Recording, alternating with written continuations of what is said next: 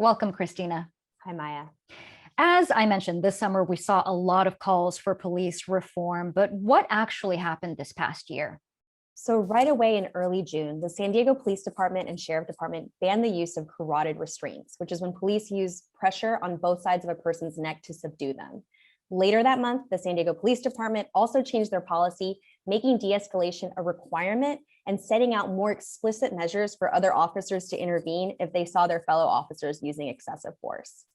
But a lot of advocates for police reform saw these steps as too small. And in early July of last year, the Coalition for Police Accountability and Transparency, or CPAT, released a number of reforms that they wanted to see, which included cutting the police budget and creating an independent police oversight committee. As we know, that independent oversight is where we saw some actual movement this past year.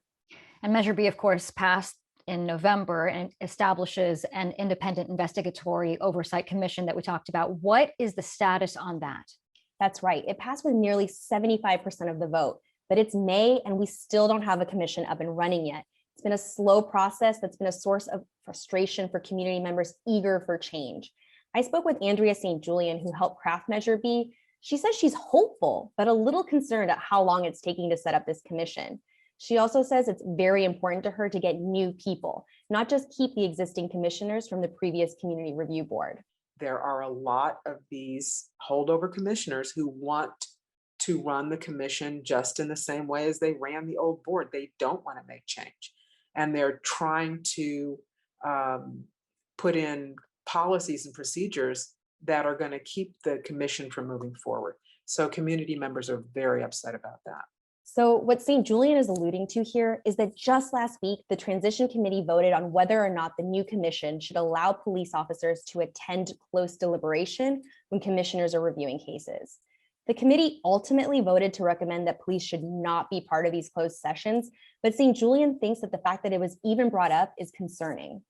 So while we're waiting for this change, is there any police oversight in place? Well, there are no new independent investigations, but we do have an interim commission that's reviewing cases and still providing recommendations. In terms of getting that new commission up and running, meaning conducting independent investigations, the transition team estimates that will be early next year. We heard a lot about defunding the police over the summer. So where do we stand now with the mayor's proposed 2022 budget?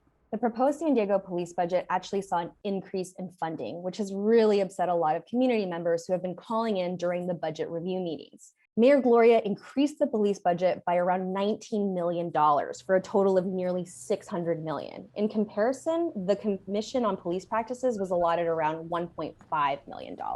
So beyond the commission and police budgets, what are you keeping your eye on in terms of criminal justice reform?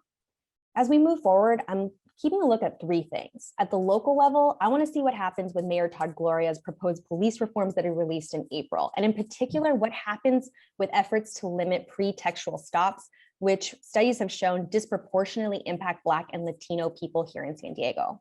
At the state level, we saw a lot of police reforms peter out last year, but reform-minded Democrats are really wanting to push through certain bills like SB 2, which would create a statewide licensing system for police officers. And finally, at the federal level, I think all eyes are on the George Floyd Justice and Policing Act, which some were hoping would be on the president's desk by the anniversary of Floyd's death, but which is still stuck in the Senate. And of course, I think we just have to see how the reforms that have already been implemented are enforced. It's a lot to keep following in the next year. That's Cristina Kim, KPBS race and equity reporter. Thank you. Thank you, Maya.